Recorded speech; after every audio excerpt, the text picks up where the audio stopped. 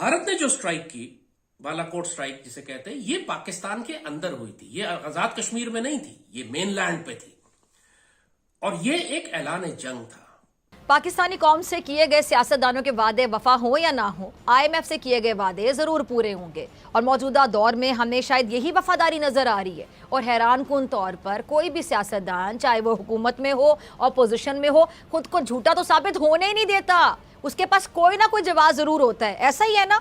और अगर कुछ ना हो तो घिसा पिटा पैंतरा है कि सारा इल्जाम साबिका हुकूमत पर डाल दो, जो पिछले थे ना ये करके चले गए, और खुद बरी जमा हो जाए कि हमारा कोई कसूर नहीं है इसमें। पाकिस्तान की तारीख में भी शायद इससे ज्यादा जलील हुक्मरान कभी नहीं आए होंगे। यादें माजी अजाब है यार, जो कल जरा सी महंगाई पर अवाम के लिए तड़प तड़प तड़प तड़प तड़प उठते थे बकायदा, आज ना जाने कहाँ हैं, ना असेंबली में शोर, ना महंगाई मार्च, ना ही कोई एहतजाज। तो क्या ये सारा ड्रामा हुकूमत के लिए रचाया गया था? अवाम जानना चाहती है कि पाकिस्तान की मईशत ठीक करेंगे तो फिर उसके बाद इंडिया से बात करेंगे। मईशत तुम्हारी वो छोड़ेगा ही नहीं ठीक करने के लिए। तो दोस्तों ऐसा लगता है कि लाल टोपी को कई दिनों से रोटियां नहीं मिली है, इसी कारण से उसकी जो गोटियां हैं ना वो काम करना बंद कर दी है। अब एक तरफ फिजा खान चिल्ला रही है, पाकिस्तान की आवाम जो है खाने के लाले पड़े हुए हैं, डॉलर है नहीं, जगह जगह भीख मांग रहे हो, पता नहीं पाकिस्तानी गरीब आवाम जो है वो घास खा रही है या फिर गधे खा रही है, क्या खा रही है किसी को नहीं पता। लेकिन इस बंदे को क्या लगा हुआ है कि भारत पर हमला कर दो। उससे पहले भारत पाकिस्तान पर हमला करके अखंड भारत बनाए, पाकिस्तान भारत पे हमला कर दे। अब एग्जाम्पल देना चाहता है तालिबान का कि भैया जिस तरह से तालिबान ने बिना खाए पिए, मतलब बिना डॉलर के, चना गुड़ खा के काबुल के ऊपर में अपना कब्जा जमा लिया, उसी तरह से पाकिस्तान की जो फ़ौज है, पाकिस्तान की जो आवाम है, वो भी भारत में लड़ेगी, डॉलर की आवश्यकता नहीं है, और दिल्ली के अंदर में अपना झंडा फहरा देगी। मुझे लगता है कि वक्त आ गया है कि लाल टोपी का गोटियाँ को निकाल के ऐसे उससे कंचा बना के खेला जाए। मतलब सॉरी, कितना गंदा बात बोल दिया मैंने। तो ऐसा ही देखते हैं पहले इस वीडियो को, फिजा खान और लाल टोपी की बातें सुनते हैं, फेरी टेल्स। मगर जो टेक्नोलॉजी है ना, और टेक्नोलॉजी और मीडिया के इस दौर में अब ऐसा मुमकिन नहीं रहा है। अब सिर्फ आवाज़ नहीं बल्कि लहजा, तासुर, अक्सबंदी भी झूठ को साबित कर देती है। कैसे, ये मैं आपको बताती हूँ। ये ज़रा छोटे मियाँ साहब का एक ट्वीट भी है, एक क्लिप भी होगा, टीम ज़रा चलाइएगा। तेल की जो कीमत है हुकूमत को 70 रुपए फी लीटर फिल फॉर, उसमें कमी करनी चाहिए। उससे फ़ायदा क्या होगा? आपकी इन्फ्लेशन कम होगी और आम आदमी को रिलीफ होगा और हुकूमत को कोई नुकसान नहीं होगा, कतन। जी तो शबाशी साहब, अगर 70 रुपये लीटर पेट्रोल करना बहुत आसान था तो आज 272 क्यों किया? और जो मशवरे आपने इमरान खान को दिए, खुद अमल क्यों नहीं कर रहे हैं? अच्छा, मरियम नवाज साहिबा कुछ फरमा रही है, ज़रा उनको भी सुन लेते हैं। कोई शख्स, कोई शहरी, कोई पाकिस्तानी जब अपनी मोटरसाइकिल में, अपनी गाड़ी में, अपने बस में जब कोई पेट्रोल डलवाने जाता है गैस स्टेशन पे, तो वो आपको जिस तरह बद्दुआएं देता है, वो अब मैं जिक्र नहीं करना चाहती कि वो किन अलकाबात में लोग अवाम आपको याद कर रही है। मरियम साहिबा, कल जो लोग आपके मुताबिक इमरान खान को बद्दुआएं दे रहे थे, क्या आज आपको दुआएं दे रहे हैं? दिल पे हाथ रखिए और बताइए कि वाकई आपको लगता है कि लोग आपको दुआएं दे रहे हैं? और आज जब वो पेट्रोल पंप पर खड़े होकर ये जो अलकाबात दे रहे हैं, हम वो ऑन एयर आपको नहीं बता सकते हैं। अब खबरें ये भी आ रही हैं कि हुकूमत जान छुड़ाना चाहती है, लेकिन जान छूट नहीं रही है। महंगाई के तूफान से भागने के तमाम रास्ते बंद हो चुके हैं। एक तरफ IMF है और दूसरी तरफ महंगाई में दबे बेचारे अवाम है, और हुकूमत जो है वो इज्जत बचाकर उनका निकलना नामुमकिन दिखाई दे रहा है। ऐसे में तो तमाम कोशिशें हैं वो बस ये है कि जी किसी भी तरह से वक्त गुजारते चले जाओ, गुजारते चले जाओ और गुजारते चले जाओ। किसी ने खूब कहा है कि जी शहबाज शरीफ साहब जलजिले में दबी तुर्क अवाम के साथ खड़े होने का अज़म तो कर रहे हैं, ज़रा महंगाई में दबी जो पाकिस्तानी अवाम है उन पर भी एक नज़र डालने। ये बात हम हमेशा से कहते रहे हैं। पाकिस्तानी कौम को जब भी हमने भारत की जानिब से खतरात से आगाह किया है तो भारत की आबी जारहियत और पानी की जंग के बारे में हमेशा मुतनब्बे किया है।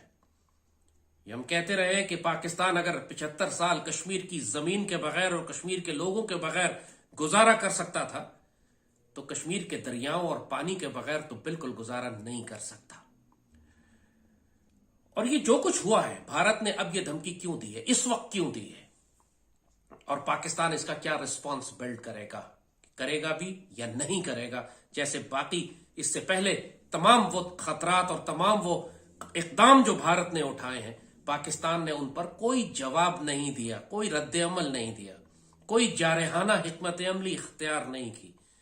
एक पैसिव, एक खौफजदा, एक घबराई हुई, एक रिएक्टिव इमरान बाजवा फैज डॉक्ट्रिन और अब ये शहबाज डॉक्ट्रिन कि जिसके तहत आपने सिर्फ जाके भीख मांगनी है पूरी दुनिया से और पाकिस्तान की इज्जत और गैरत के सौदे करने हैं।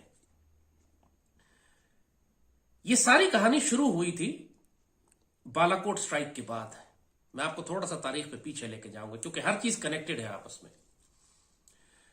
बालाकोट स्ट्राइक भारत की जानिब से वो पहली कार्रवाई थी जो पाकिस्तान में उसने पाकिस्तान की मेन लैंड पर एक स्ट्राइक की।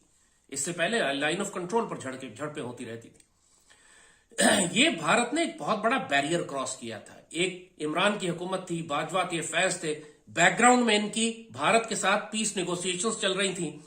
भारत ये फीलर देख के टेस्ट करना चाहता था कि पाकिस्तान में लड़ने की कितनी रिजॉल्व है, पाकिस्तान किस हद तक भारत की जारहियत का जवाब देगा इस क़यादत के होते हुए। तारीखी मौके को इन्होंने जाया इस तरह किया कि लाइन ऑफ कंट्रोल पे सीज फायर करके भारत को इजाजत दे दी कि वो एक कंक्रीट बंकर्स बनाता चला जाए, उनको फाइबर ऑप्टिक डाल के सारों को आपस में कनेक्ट कर दे, रेडार्स इंस्टॉल कर दे। हत्ता कि इस हद तक अब उनको कॉन्फिडेंस हो गया है कि लाइन ऑफ कंट्रोल से 30-40 किलोमीटर दूर इन्होंने इसराइली कंपनियों को लाकर बसा दिया है कि वो एग्रीकल्चर के नाम के ऊपर वहां पाकिस्तान पर जासूसी करेंगी और उनके एयर डिफेंस सिस्टम्स और उनकी जासूसी के आलात और सारी इसराइली आर्मी को एक्चुअली बॉर्डर के, क्योंकि अब वो इतने कॉन्फिडेंट हो गए कि लाइन ऑफ कंट्रोल से अब कोई क्रॉस नहीं कर सकता, तो बाकायदा इसराइली खुद आकर बैठ गए हैं मकबूजा कश्मीर में पाकिस्तान की सरहद के साथ, लाइन ऑफ कंट्रोल के साथ। तो इन्होंने कंप्लीट इजाजत दे दी भारत को कि आप कश्मीर को एनेक्स कर ले। मतलब इस्लामी तारीख में इससे ज्यादा जलील और बेगैरत हुक्मरान शायद कोई भी नहीं आया होगा। मौजूदा पाकिस्तान की तारीख में भी शायद इससे ज्यादा जलील हुक्मरान कभी नहीं आए होंगे जो उस दौर में थे उस वक्त, कि जिन्होंने पाकिस्तान का कश्मीर का पूरा केस भारत के हवाले कर दिया और फरोख्त किया पाकिस्तानी मिल्लत को और उम्मत को। $100 अरब का असलहा इसने पिछले 3 साल में खरीदा। 9/11 फरवरी जब से इसने बालाकोट हुआ है उसके बाद तकरीबन $100 अरब का असलहा खरीद के इसने, जिसमें S-400 है, राफेल है, एयरक्राफ्ट कैरियर्स हैं, मिसाइल सिस्टम्स हैं, ड्रोन्स हैं, अनबिलीवेबल लेवल ऑफ इक्विपमेंट। और ये सिर्फ इन्वेजन लेवल है, सब पाकिस्तान के अगेंस्ट डिप्लॉयड। दुनिया को ये बता रहे हैं कि जी हम चाइना के खिलाफ कर रहे हैं। हम 10 रेड लाइंस पर तो बेगैरती बेशर्मी दिखा चुके हैं, अब 11वीं रेड लाइन पर क्या करेंगे अब ये देखना है। पॉलिटिकल गवर्नमेंट है ही नहीं, वो तो सारे के सारे ऐसे बेशर्म लोग हैं कि बादशाहों के सामने खड़े होकर कहते हैं उकुल खुबुस लाजिम उकुल इन्ना लिल्लाहि व इन्ना इलैहि राजिऊन, बेगर्स कांट बी चूजर्स। यानी ये इज्जत करवाई है हमारी दुनिया के सामने इन लोगों ने। इनसे ये तवक्को करना कि ये इंडिया के सामने खड़े होकर इंडस वाटर ट्रीटी पर स्टैंड लेंगे, ये तो ऐसी तवक्को करना है कि जैसे बिलावल बच्चा पैदा कर देगा, वो तो ये नहीं हो सकता। अस्तगफिरुल्लाह, ये लोग इतने घटिया हैं कि दिल चाहता है कि इनको जलील करे इंसान, जो इज्जतें इनको दुनिया में मिल रही हैं। अस्तगफिरुल्लाह अस्तगफिरुल्लाह। वो अखंड भारत बनाना चाहता है, आपको छोड़ेगा फिर भी नहीं। लिहाजा बेहतर यही है कि जंग आप उसके पास ले जाए, वरना जंग आपको लाहौर, पिंडी, इस्लामाबाद, सियालकोट, आज़ाद कश्मीर, गिलगित बल्तिस्तान, कराची में लड़नी पड़ेगी। वो तो आ रहा है, अब ज़्यादा वक्त नहीं है। और अगर आप फिर भी गैरत खड़े नहीं हो सकते तो फिर बेइज्जती की मौत के लिए तैयार रहें। अल्लाह ताला बेशर्मों और बेगैरतों को ना हिदायत देता है ना उन पर रहम करता है।